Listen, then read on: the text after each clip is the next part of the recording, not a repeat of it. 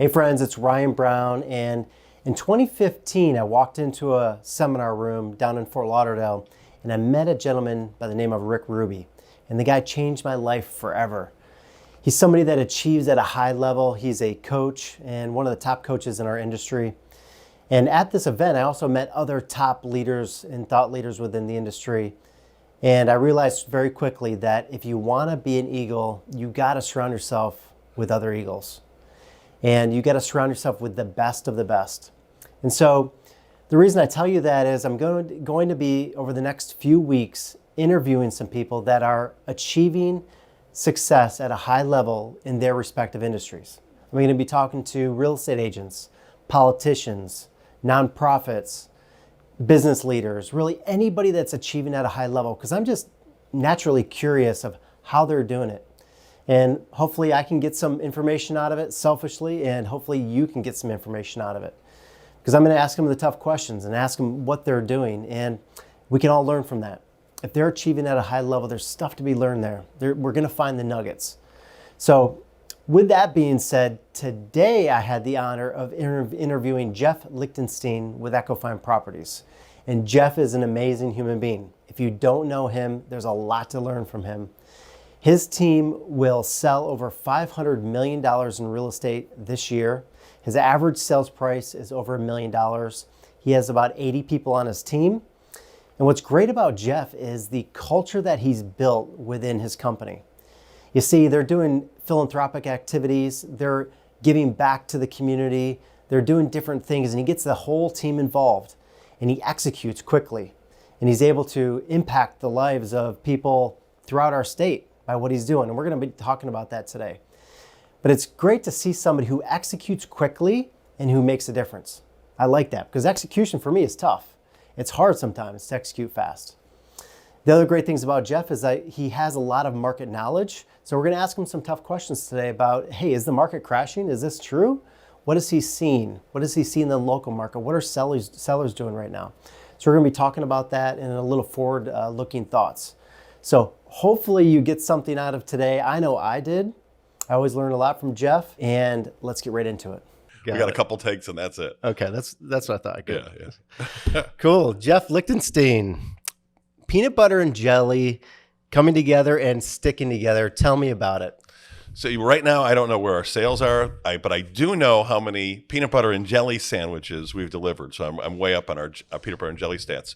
So we are delivering, and we've delivered, I think we're at 10,500 peanut butter and jelly sandwiches that we've delivered to the other coast.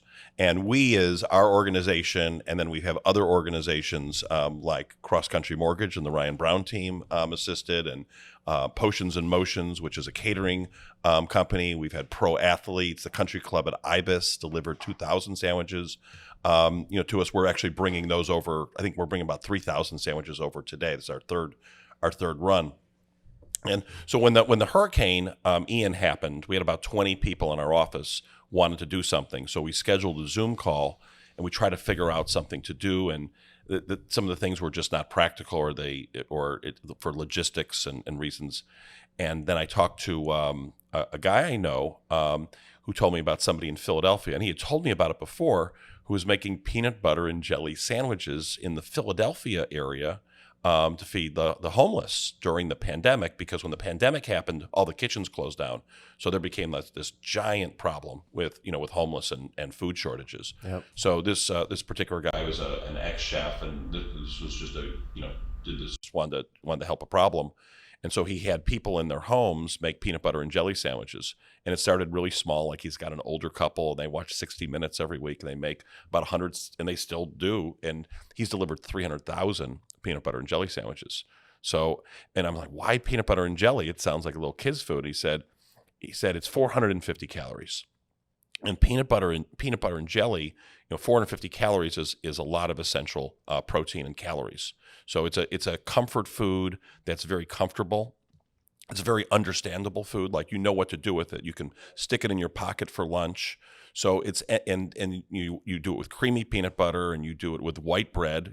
This is not artesian bread, 5-star type of things. You don't want anybody who has dental problems having a problem with it. And it wears well, it travels well. People know what to do with it. And so we started. I said it makes a lot of sense. We started doing it. Everybody in my office thought I was literally nuts, pun intended. But we started making peanut butter and jelly sandwiches, came up with a logo, came up with a saying, coming together, sticking together. And we were in the peanut butter and jelly business. And we've delivered 10,500 peanut butter and jelly sandwiches. And the other thing that was interesting with this is I discovered you can't frown and be in a bad mood when you're making peanut butter and jelly sandwiches. I mean, when you were out, it was 5 a.m. or whatever it was. Yeah. I mean, you're having everybody wanted to be there, and everybody's having a good time because you're discovering, like, how do you spread the butter? That's too much jam. Like, what's your method for getting it out of the, for squirting? Or you need long spoons, and you put peanut butter on both sides so it doesn't get soggy, and everybody's working. You got a lot of people also, I think, out of the pandemic blues that were stuck in a situation. So you're doing a lot of good, and then we've made 3 deliveries, and you see the devastation over there and where it's going and how bad the problem is over there. I mean, it's we're in the home business, and so you've got a lot of people where they've got a roof leak going on, and then they've got a wet carpeting they're getting out of the house and dealing with all the construction people that aren't there. And now a lot of these people work in the islands and Captiva and Sanibel, and there's no resort there. So they've lost their job and they don't have income on top of it. So then there's newly homeless people. There's a lot of essential workers, Cajun Navy, people who are coming from FEMA. There's union people are coming out of town. So it's like just it's a whole big deal. So it's just a wonderful cause. And you can be 8 years old or 80 years old. We've had an assisted living facility over at Mangrove Bay, and there's 95-year-olds. They made 100 sandwiches for us. And these guys at IBIS, they're running around. There's the geezers, the old geezers group. And they're in their 80s and stuff, and they're making peanut butter, and they're laughing like little children because it also brings back, I think, good memories. You think of your childhood, and there's a Wonder Bread shortage right now at Walmart and at the Publix because we're buying all the Wonder Bread and stuff. Well, it's great to see how you got the whole community involved. There's been like neighborhoods, there's different groups of people that have got involved, kids, older people, everybody has got involved to really not just raise awareness for what's going on the West Coast, but also to provide this well, I think food. it's also something tangible. I mean, you can write a check to the Red Cross and World Kitchen. Those are all really good causes. But if you're a kid, you really you can't stroke a check. You can't physically get on a boat and and help somebody or lift things. So it's really good, I think, for kids especially because it shows what they're doing. We had the Jupiter High School band challenged the Dwyer Palm Beach Gardens High School team to who could make the most peanut butter and jelly sandwiches. So it was the one time the band actually could get on the field and beat the football team. So although they didn't, so the football team was really challenged by that. So, but they had the best time doing it. I mean, it's all just good, good stuff. Well, this is what I really admire about you is that you come up with these ideas that are selfless, but then you execute on it. Because a lot of us have great ideas. We're like, wow, that'd be good. Maybe we'll put the people some together to do this, or we come up with these ideas, but we don't execute.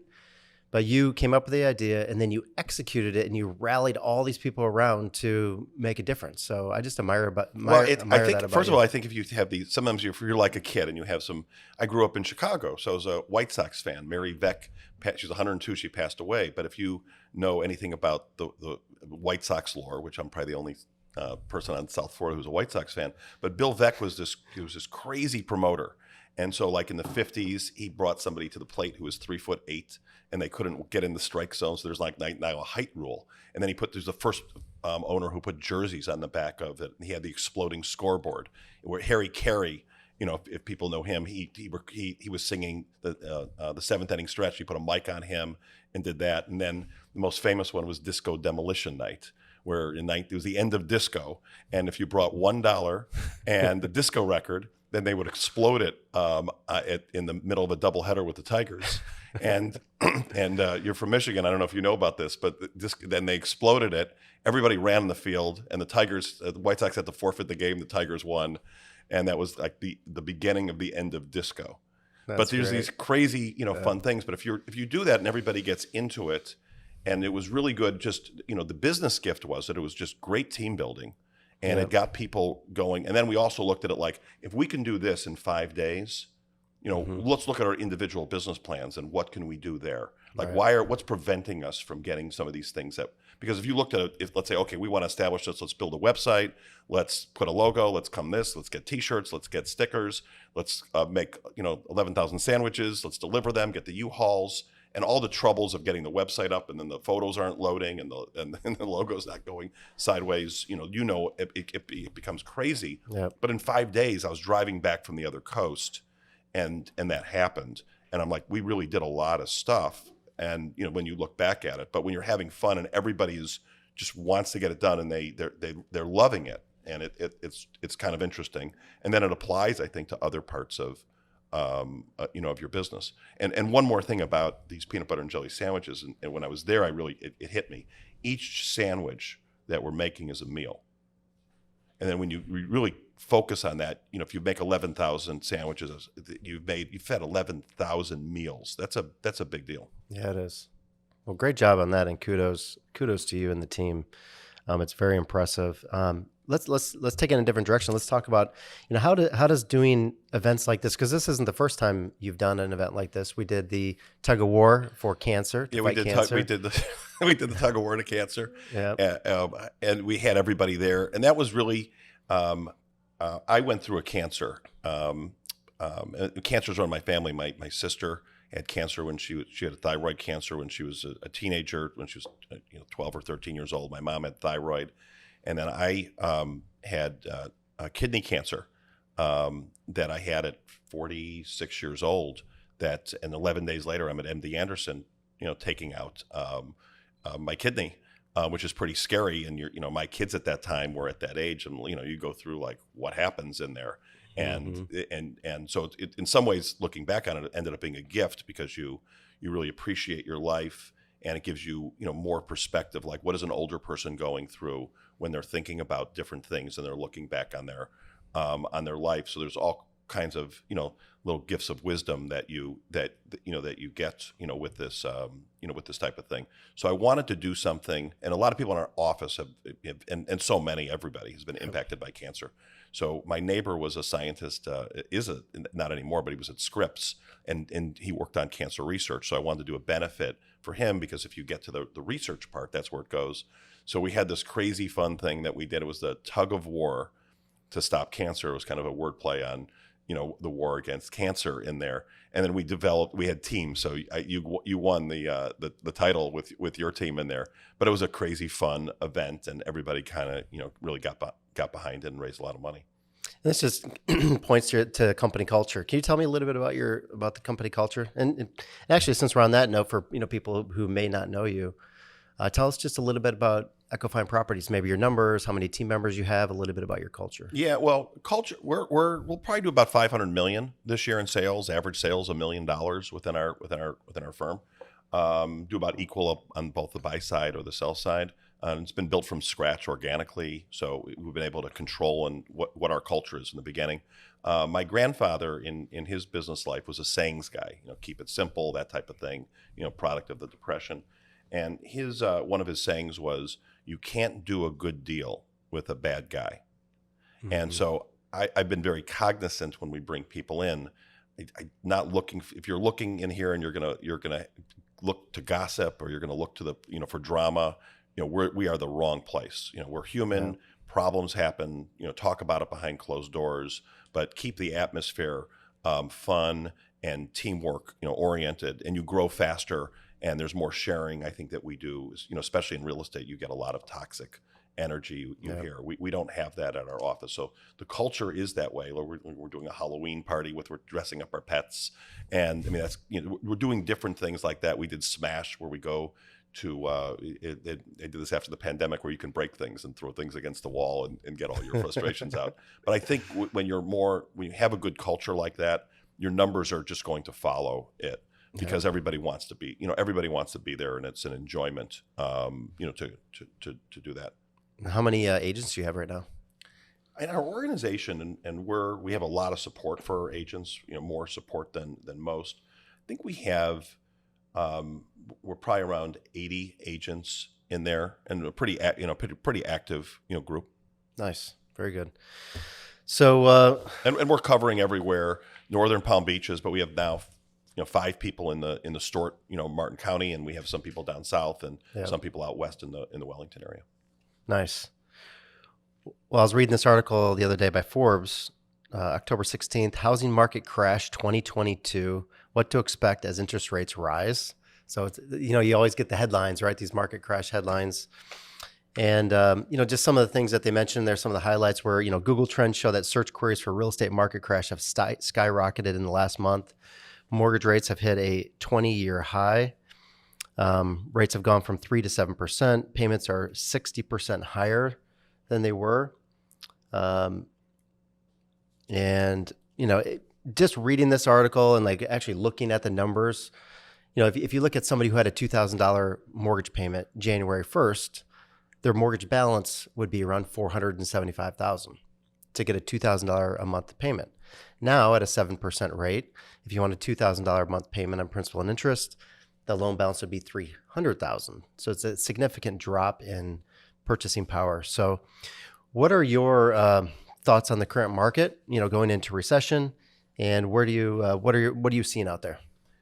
My thoughts were that they did the right thing, although there probably wasn't enough regulation. Probably is a bad word. There wasn't enough. That they handed out a lot of money when the pandemic happened, but you learn from 1929 and then what happened in 2003 and in 2006 that you needed to get money out to people, and that was the current situation. And I remember Powell said at the time, I was watching 60 Minutes, that inflation was a definite risk. And I think if you said, let's print $7 trillion and throw it out of the airplane and let it grow on the trees, as my grandfather, the money doesn't grow on trees. Well, it did.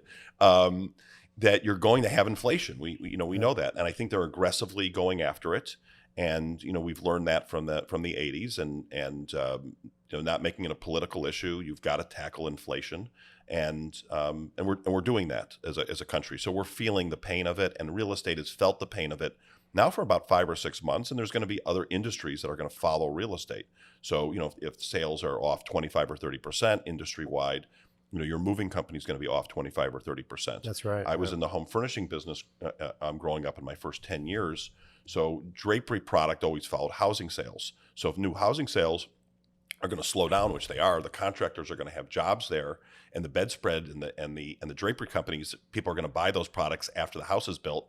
But then there's going to be silence there, so those industries are going to follow. Yeah. They're going to follow it.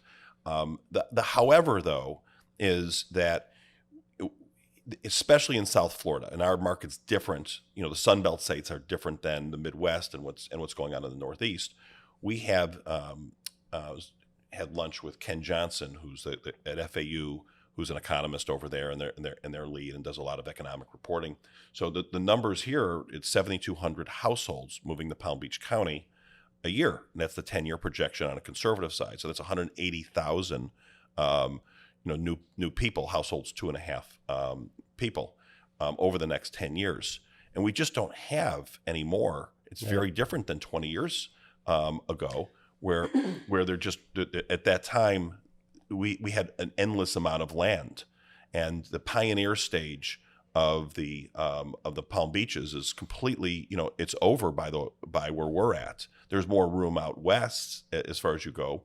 But when you're east of 95 and the Turnpike, there is no land anymore. So, Alton and Artistry, if you take like the Palm Beach Gardens Jupiter Market, that's the last big development. They're pretty much about, done. They don't have much more to go. Yeah. So, and you don't have the investors of homeowners who were doing spec homes, where the plumber and the I go to Marisol and you go to a listing appointment. Well, Joe and Barbara bought 2 homes, so now we've bought 3 because, and I'm like, what's going on here? That's not existing in this market.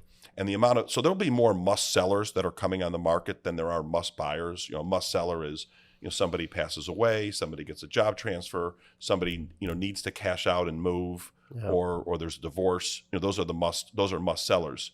But you know, those happen over a period of time. So the inventory is still, you know, it's still incredibly low, and it's going to creep up. But we're not looking at some type of, you know, really bad market, because the supply side is just not going to be replaced, and you don't have the new homes coming on as much anymore. So I think it's going to be a very soft landing, and I think you'll see, you know, around the prices stay the same. In some areas, there's going to be, you can see a 10% drop. I think homes that have that are problem childs, so that has, you know, the soothing sounds of the turnpike in 95 and the choppy floor plan and the master bedroom upstairs, and that's a, you know, that's a frame home, and that's you know, is decorated you know, doesn't have any of the right ingredients. Those are going to take a bigger hit, because those people were able to get away with things that they weren't. The homes that are that are more up to date, they have good floor plans, great room, and the right lot positions. Those are, you're still going to see that. That's where you'll still see some bidding wars and stuff like that. But the love letters, and you know, the you know, 20 homes being bid, and all that stuff, that's ancient lore. It was crazy there for a little while. It was crazy, it? Yeah. That was as recently as March or April. So times change, you know, very very quickly. And then some of it's just development, you know, like what happens in Ukraine, you know, if there's economic surprises, you know, who thought we'd have a pandemic, right? You know, but you know, events, you know, world events do occur. But I think we're in much better shape than the northern states, where they have very high debt in there, and there have people moving out of those areas. That's where you could see the 20%, you know, 30% drops. But on top of that, though, we have inflation going on at the same time. So if you have 8% inflation and your house stands still, you've really lost 8%. So there's really some price cuts going on that people are not. It's the boiling frog thing that they're not really thinking about, you know, in the process of it.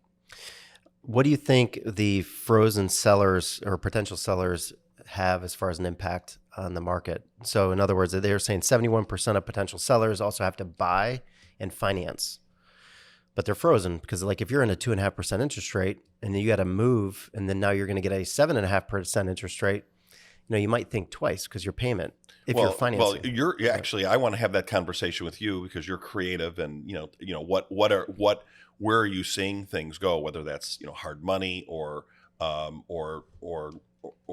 there's incentives that mortgage lenders are giving out, you know, to people. Your saying is always, and it's a good saying, is, you know, you marry the house, but you date the rate. Yep. And you know, so, you know, tell me about what's going on. Well, I mean, in regards to the interest rates, having those conversations with the potential sellers as to their options. So one of the biggest things we're doing right now is the 3-2-1 buy down, or the 2-1 buy down. And that's where we get a seller of the property to contribute to basically pay the interest down of a buyer's mortgage over either the first 2 years. I think we're doing that on the deal right now. I remember, or the first 3 years. Yep. Mm-hmm. So in like a 3-2-1 buy down, if the rate was 7%, year one, your rate would be 4%. Next year, 5%. Next year, 6%.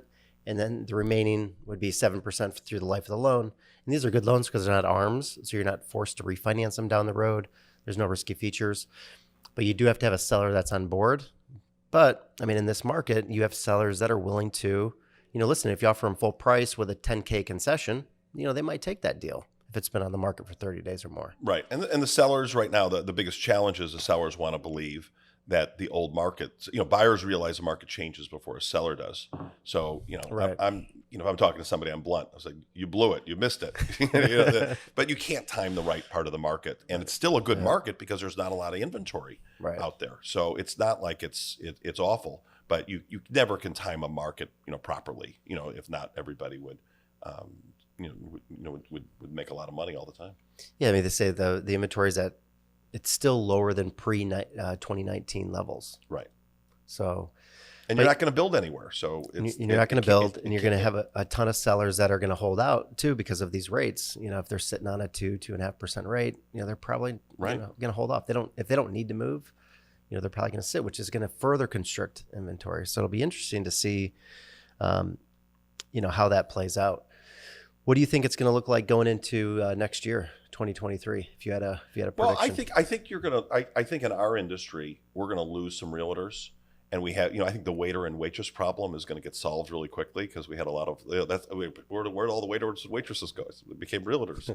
So I think those people in there. I think people who don't get their act together are going to have a lot of problems. It's just you're going to have to get back to work, and you should be working. So right now, I went through 30-minute meetings with all of our realtors, over last week in this, and it's getting, what's your game plan and how are we gonna execute it? Right. And I think people there will be fine. I think it's going to be people who just don't have a following yet, and they don't know what to do, in our industry. So that 87% failure rate in real estate will probably go up, in this at this time. Well, you've been doing it a long time. You've been through different markets. I've been doing it a long time. I remember the housing market crash of 2007. I remember it was like August of 2007, and all the lenders that we're a correspondent lender at the time, all the lenders we were working with were closing their business, sending the files back. And it was a period of about 4 to 5 months where we couldn't even fund a loan. And it was brutal. I mean, it was a completely I remember in different market. 06, I would do in a typical March, I would do 10 to 12 closings. Or I put 10 to 12 under contract, and I had one in March. Yeah. And I went to every one of my sellers, and I said, if you want to sell this season, because this market is radically changing, you're going to have to lower your price to, you're not going to have to lower it, you're going to have to go 2 jumps. So like if you were at, let's just say 500,000, it's not 475. We need to go to 450, and you need to do it now because you're at the end of season, and if it keeps going down at the same rate, 450 is not going to be the number. It's going to be 399, and so you had to beat the market to the punch in there. And that's a great thing. I think markets like this, and there's some of that's now, but where you got to make sure you're pricing it right, where somebody's not pricing it at the old market. I think it's separation season. It's really going to separate the true professionals, even on the lending side or on the real estate side. A lot of people are going to get out of the market, and now is the time to expand the business, to get better at what we're doing, to take better care of our clients, to generate more leads, have better relationships, innovate. I mean, the innovation, all the things that you've done since then is crazy. I know I've done a lot as well, but sometimes you just have to be a long-term thinker. If you're an agent that's having a bad year right now, you got to think long-term. Now's the time not to put the head in the sand. Now's the time to work harder than you've ever worked before. There is more opportunity for if you're in the industry and you're an industry player. So as a real estate agent, there's more opportunity because there's going to be expireds. Like what's an expired? You're going to have, your expireds are going to come back. And, we were talking the other day, FHA loans, VA loans are king. It's not, it's because that's just the way it's going to be. So you have to adjust all these things and go back. We're back to normalcy in here, and it's a re-education because we've had a 2.5-year period of it's telling a seller, well, my home didn't sell in the last 3 months. Well, it's not when the worst time you could put it on the market in terms of expecting results is going to be it's August, September, July. Those are the months where a renter, a seasonal renter, they're not here yet. They're not here until January 1st. So how are they going to buy your house? A snowbird isn't here yet. We had an unnatural period for 2 years where people didn't travel and they wanted to stay in Florida, and so your snowbird and your renter were here during the summer. They left at that period of time. So there was just unnatural seasonality, and there's more seasonality that has come back into play, and it's educating your sellers and your buyers of what it's like, because they got spoiled, the sellers did especially, and you've got a stage, you've got to go back to all these different things, and you have to have some different you have to have some difficult conversations, and you have to get through to people. I mean, it can be with humor, whatever your style is, but you better be able to communicate with people and get them to where they need to go, or it is on the sell side, it's going to expire, and somebody else is going to end up with that sale. That's right. So much good stuff. We could probably sit here all day and talk. I definitely want to have you back and talk about tech and real estate, because I love your mind when it comes to technology. I think you're a genius when it comes to some real estate tech stuff that you've come up with yourself. My mother does too. But just I'd love to get your opinions on tech and real estate. We'll have to save that for another time because I know we're short on time. I wanted to finish up with just a couple rapid fire questions. All right. Favorite business book? Two, Raving Fans in terms of a business book. One of my favorites. And First American, Benjamin Franklin. Nice. Which is a long book, but it's gold. Nice. Cool. Lunch with one person, dead or alive? Benjamin Franklin, because he did everything. He was a diplomat. He was, kind of a,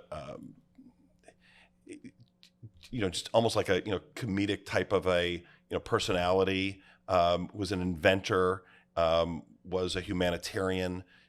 Did so. I mean, there's no America without Benjamin Franklin, because he was able to go to France and use a lot of humor in order to get, money for the states. And on the other end, he's inventing electricity, over there, and just had an interesting mind and was able to adapt to things, he had slaves and was able to, through education, learned that was the wrong thing to do and studied it, and then became an abolitionist very late in his life. They're just fascinating things about him. Nice. Car, gas or electric? Electric. I've got my Jaguar EV. I love it. My new gas station is my home. Like why would you want to go to the gas station? Deep dish or thin crust? Thin crust. I'm a Chicago guy. Favorite sports team? And Pusa Terry's in Stort is the best thin crust around, and good Vienna beef hot dogs. That's the go-to. Favorite sports team? Chicago White Sox, Chicago Bulls, Chicago Bears. Anything Chicago. Anything Chicago. Best business advice you ever received? Best business advice I ever received. It was actually from my grandfather. So I was in junior, I think, in college, and I did all these various. I worked in the warehouse. I did various jobs for my dad in his business in Chicago, and then I was going to go out and I could call on anybody I had to learn our sales line, and I could call then on people in Chicago that our Chicago rep didn't want. So basically, people with no credit and stuff. And I studied the line over and over again, and I was scared to death to go out into the real world and go see a customer. And my grandfather didn't really have he's not a character personality. He was very straight-laced. I said, he stopped in the office, and he was really, retired at that point. I said, what do you do on a sales call? And he said, ask the guy how he got started in business, and then be quiet. And in 20 minutes, you'll have everything you need to know in order to do business with him. Good advice. Yeah. Favorite local restaurant?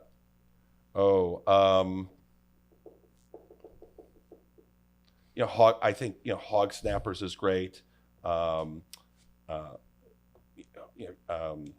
the one at the end of Donald Ross Road? The Key Grill. Key Grill is really underrated, and you can get in without the reservation and stuff. Nice. I like Key Grill. And last question: housing market. When we're sitting here, New Year's Eve, December 2023, are we up, down, even, and how much? I think it'll be sluggish. I think the numbers will be down. Probably the volume will be down. That's probably about where we're at now. It's probably going to be that.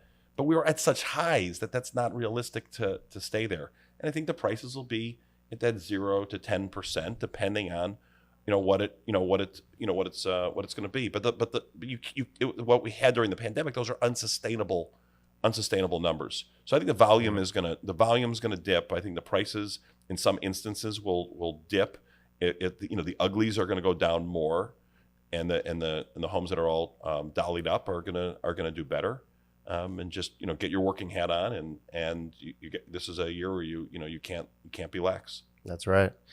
Awesome. I really appreciate your time today. You're always a wealth of knowledge. Listen, if anybody has interest in donating for the peanut butter and jellies, we don't want money. We want your sandwich.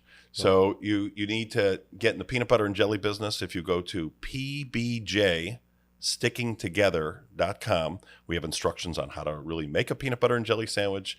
There's some we have a lot of celebrities who are give some advice on making a sandwich.